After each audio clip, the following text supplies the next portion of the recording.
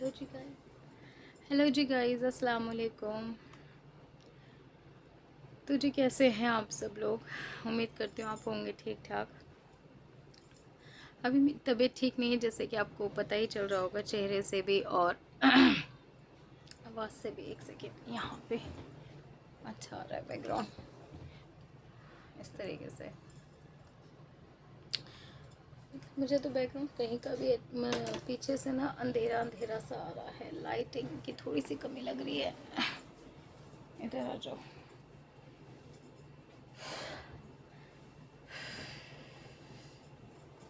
AC चला दिया है। हाँ, एसी की ना कूलिंग भी इसी तरफ आती है। अब आ रही है। तो गाइस, कैसे हैं आप सब? अच्छे ही होंगे। यहाँ तो और भी काला आ रहा है। इधर से देखते हैं। ORS का पानी रखा हुआ, वरना इलेक्ट्रोजोल जो है मैंने बॉटल में बना के रखा हुआ है, तो ये भी मैंने कल पिया है। अभी थोड़ा और बचा हुआ है, इसे भी पीना है। आज ना कोई व्लॉग नहीं बनाया मैंने, व्लॉग नहीं शूट कर रही हूँ, या पूरा दिन का नहीं बता पाऊँ या बता भी दूँ। लेकिन फ़िलहाल ना आज सुबह कुछ ऐसा हुआ है, मतलब जिससे ना मैं बहुत टूटी हूँ। अदरवाइज़ मैं इतनी जल्दी टूटती नहीं हूँ, लेकिन आज लिटरली मैं टूटी हूँ। मतलब ऐसा था, सुबह में मैं उठी हूँ, मतलब मैं इनायत के लिए तो उठ ही नहीं पा रही हूँ, अफ़ू के लिए नहीं उठ पा रही हूँ। बस ये होता है कि बच्चों के ज़रूरी काम होते हैं। और थैंक गॉड ये भी कह लो कि अब उनके एग्ज़ाम चल रहे, तो उनको फुल लंच नहीं जाता है। वो सुबह बॉर्नविटा वाला दूध पी के और फिर वो मंचिंग का नमकीन बिस्किट वगैरह लेके चले जाते हैं बच्चे, तो वो बस मैं थोड़ा बहुत ही पैक कर पाती हूँ, दे देती हूँ।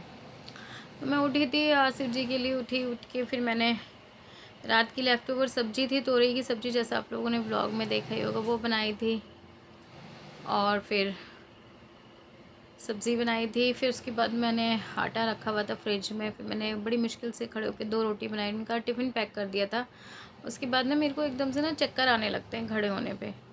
फिर मैं अपना नाश्ता, तो अफ़ू ने मुझसे कहा कि मम्मा आप रहने दो, आप ना बस अपना बना लो।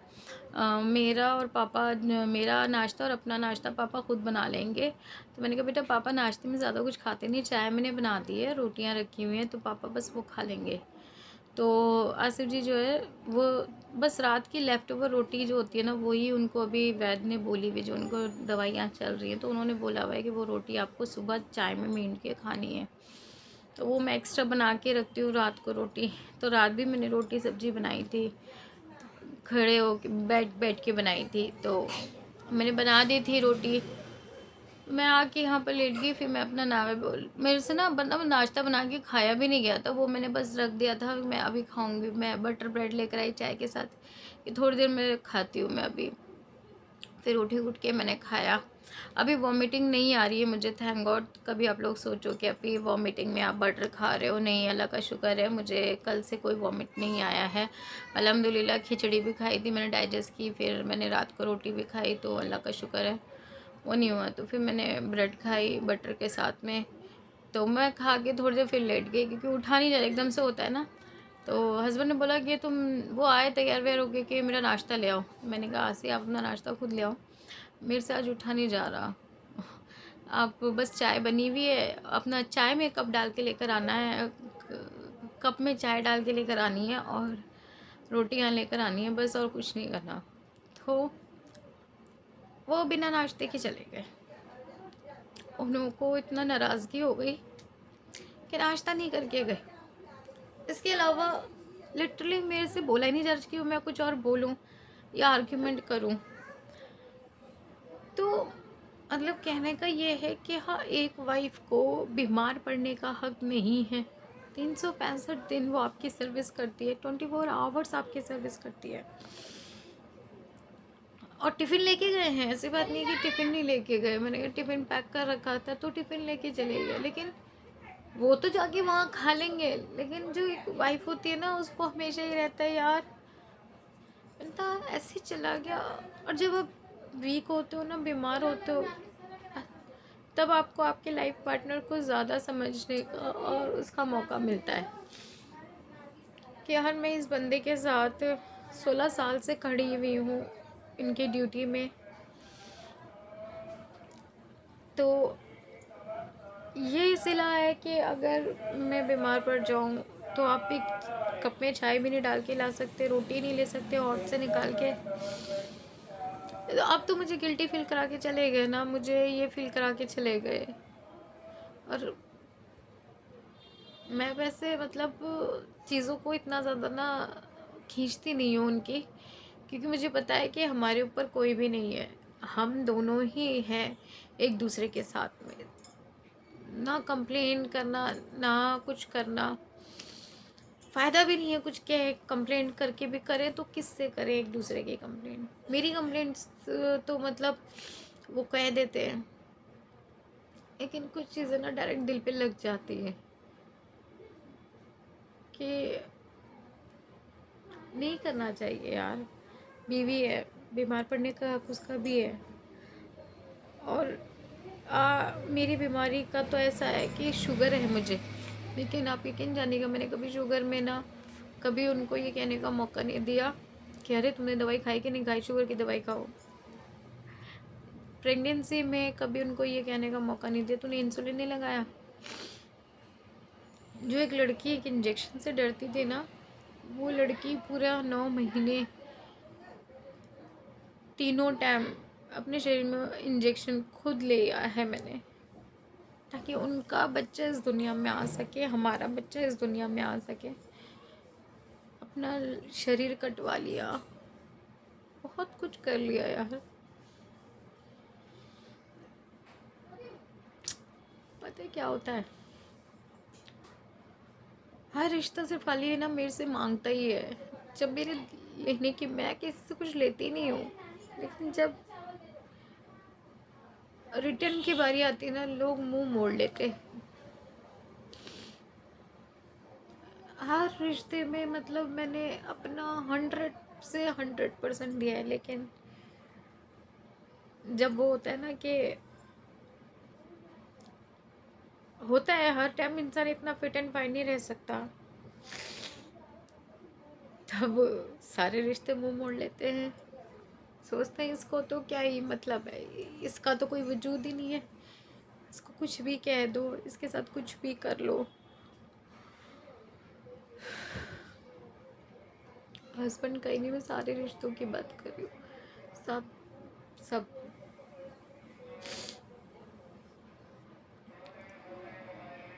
बस मुझसे ये चाहा जाता है कि आप अपनी ड्यूटी पे तत्पर खड़े रहिए। आप अपने पद से नहीं हट सकते। मैं थक भी जाती हूँ, मैं भी बीमार पड़ जाती हूँ, पीछे हटने का हक नहीं है। आप खड़े रहो बस, आप बड़े हो, आप समझदार हो।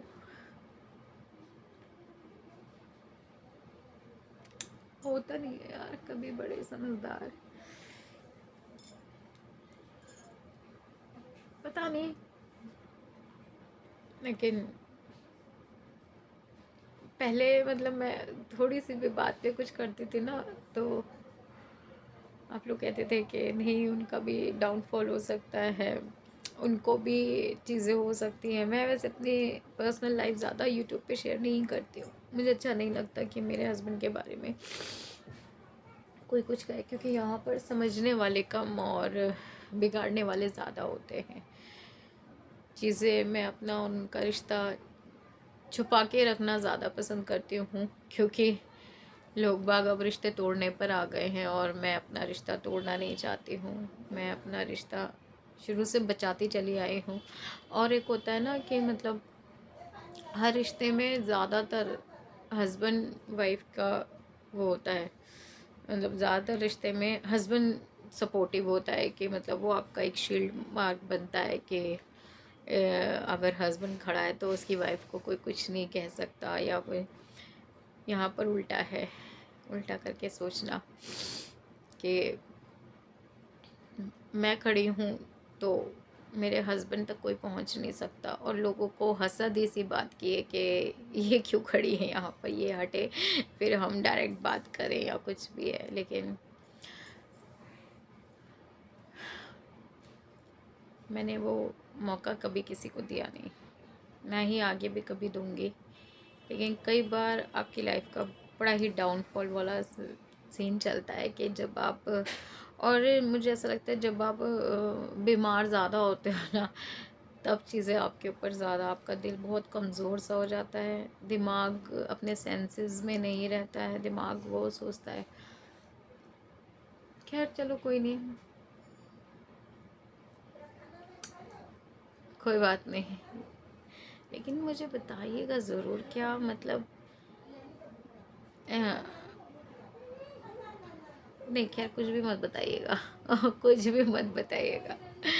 अभी मेरे को कुछ सुनना भी नहीं है। मेरे का जब ऐसा होता है ना तो मैं अपने कुछ टाइम के लिए अपने आप को ना वो कर लेती हूँ कि मुझे अभी कुछ नहीं सुनना तो अभी नहीं सुनना है, अभी कुछ नहीं सुनना।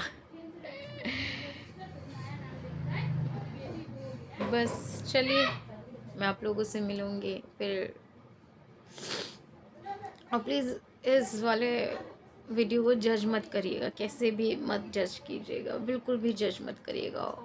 मैंने बस वो होता है ना कि कभी कभी आपका बड़ा मन करता है कि कुछ चीज़ें हो जाती हैं, तो खैर बस इस ब्लॉग को प्लीज़ जज किसी भी चीज़ पे मत कीजिएगा, किसी भी चीज़ पे जज मत कीजिएगा। इस वीडियो को पता नहीं ये वीडियो मैं अपलोड भी करूँगी या नहीं, या बस अभी जस्ट बना रही हूँ क्योंकि अभी मुझे बोलना का मन कर। कई बार ऐसा होता है ना कि आपको सिर्फ सुनना होता है, और कई बार ऐसा होता है कि आपको सिर्फ और सिर्फ बोलना होता है, सुनना किसी की भी नहीं होता। मेरे साथ ऐसा होता है कि कई बार मेरा मन होता है सिर्फ मैं सुनूं, तो मैं बोलती नहीं हूँ, और कई बार ऐसा होता है कि मैं सिर्फ बोलूँ तो फिर मैं सुनती ही नहीं हूँ। ये मेरे साथ होता है।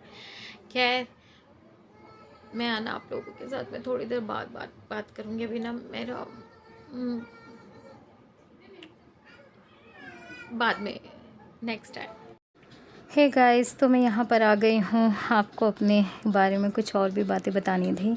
तो गाइस प्लीज़ जज मत कीजिएगा, जैसे कि मैंने आपको बोला ये वीडियो अब का नहीं है, ये वीडियो थोड़ा सा पुराना था। रेसिपी मैं बना रही थी आज सोयाबीन और आलू के चावल, तहारी जिसे कहते हैं। तो इंग्रेडिएंट्स आप लोगों ने देख ही लिया था। तो गाइज़ मैंने जैसे आपसे बोला था कि प्लीज़ डोंट जज मी, तो प्लीज़ वही कीजिएगा। कई बार हर औरत का होता है, डाउनफॉल होता है, कई बार आपको कुछ चीज़ें ऐसी फेस करनी पड़ती हैं जो मतलब आप मतलब होता है दिल के अंदर। और मेरा भी वही सीन था इसके अंदर कि चीज़ें हो गई मेरे से, मतलब मेरे से क्या, मेरे साथ जो चल रहा था वो मैंने आप लोगों के साथ डिस्कस किया है। तो बस मैं बस इतना समझती हूँ कि जब वो दिन नहीं रहे तो ये भी दिन नहीं रहे। ठीक है, प्रॉब्लम्स हैं, सब मियाँ बीवी में होती है, मेरे और उनके बीच में भी ये चल रही हैं, लेकिन प्रॉब्लम्स का सलूशन भी होता है। इंशाल्लाह इंशाल्लाह वो भी सब ठीक हो जाएगा, नॉर्मल चीज़ें होंगी। मैं इस उम्मीद में अल्लाह से हमेशा दुआ करती हूँ, और अगर नहीं होंगी तो अल्लाह पाक मुझे कुछ ना कुछ मेरे लिए अच्छा सोच के तो अल्लाह ने रखा ही रखा है। और बस इम्तिहान का टाइम है मेरा, शायद होल लाइफ इम्तिहान में ही जा रही है। मुसीबतें हैं मेरे साथ में, कुछ ज़्यादा ही प्रॉब्लम्स हैं मेरे साथ में, और कोई नहीं, लेकिन मैं अपना अच्छा और अपना बेस्ट देना नहीं भूलती हूँ। मेरा काम यही है कि बस अच्छे से हर चीज़ को मैनेज कर लूँ। और जब डाउनफॉल होता है तो हो जाता है यार, ब्लास्ट होता है तो हो जाता है, इसमें कोई ऐसी बात नहीं है। और बस चीज़ों को संभालने के लिए अल्लाह ने मुझे बनाया है, तो मैं वो अपने हिसाब से बहुत अच्छे तरीके से संभाल लेती हूँ चीज़ों को। लेकिन जब आप बीमार होते हो ना तो शायद आपको ज़्यादा पैम्परिंग की, ज़्यादा प्यार की, ज़्यादा सपोर्ट की ज़रूरत होती है। तो ये चीज़ें हस्बैंड्स को क्या, सभी को समझनी चाहिए कि सबको बीमार पड़ने का हक़ है, सबके साथ प्रॉब्लम्स होती हैं, सेहत सबकी ख़राब होती है, और मेरी ज़्यादा ख़राब होती है, इसमें भी मुझे कोई अफ़सोस नहीं होता है। अल्लाह ताला कहता है कि अपने हर बंदे को जितनी बीमारियां देता है ना तो उसके उतने गुनाह झड़ते हैं। तो मैं भी शायद इसलिए मेरे गुनाह झड़ रहे हैं, मैं कोई भी गुनाह करती हूँ फ़ौरन बीमार पड़ जाती हूँ। तो अल्लाह पाक की हिसाब ले लेते हैं, जो भी है गलतियाँ सभी के साथ होती हैं, मेरे साथ भी होती हैं, परेशानियाँ सबके साथ लगी रहती हैं। बस अल्लाह ताला कहता है कि उम्मीद मत छोड़ना, और मैं कभी उम्मीद का दामन नहीं छोड़ती हूँ। अच्छा सब कुछ होगा, बर्दाश्त आपको ज़्यादा करनी पड़ती है। मेरे रिश्ते में मैं बहुत बर्दाश्त करके चलती हूँ, निभ के चलती हूँ। मुझे नहीं आता इस दौर में जहाँ लेडीज़ें अपना रिश्ता तोड़ रही हैं, मैं वहीं पर अपना रिश्ता जोड़ने के लिए खड़ी हुई हूँ। हाँ, कई बार डगमगा जाती हूँ, कुछ भी है, लेकिन फिर मैं और स्ट्रॉन्ग बन के निकलती हूँ। मुझे ये पता है कि जब भी कुछ इस तरीके से प्रॉब्लम्स होती हैं और फिर उसके बाद जब पैचअप होता है तो रिश्ता और भी निखरता है। तो इंशाल्लाह हमारे साथ भी वही होगा। फ़िलहाल देखते ही देखते मेरे चावल बन चुके हैं। यहाँ पर चावल जो है ना बड़े मज़े के बने थे और आप देख सकते हैं कि ये चावल मैंने अभी नहीं बनाए हैं। मेरी तबीयत वगैरह जब मैंने हाथों में मेहंदी लगाई थी ईद उल मिलाद नबी के टाइम पे ही बनाए थे, क्योंकि हाथ में मेहंदी है ना। तो रेसिपी अभी तक आप लोगों के साथ शेयर नहीं करी थी। ऐसा होता है हम लोग शूट कर करके रख लेते हैं लेकिन टाइम नहीं मिलता है, कुछ ऐसी वजह हो जाती है। तो वो वीडियो मेरा अधूरा था तो मुझे उसको पूरा करने के लिए ये रेसिपी का वीडियो इसमें एडिट करके डालना पड़ा। तो यहाँ पर मैं आप लोगों से बस अब अलविदा कहूँगी। अब मैं आपसे मिलूँगी नेक्स्ट वीडियो में। तब तक के लिए टाटा बाय बाय, अल्लाह हाफिज़।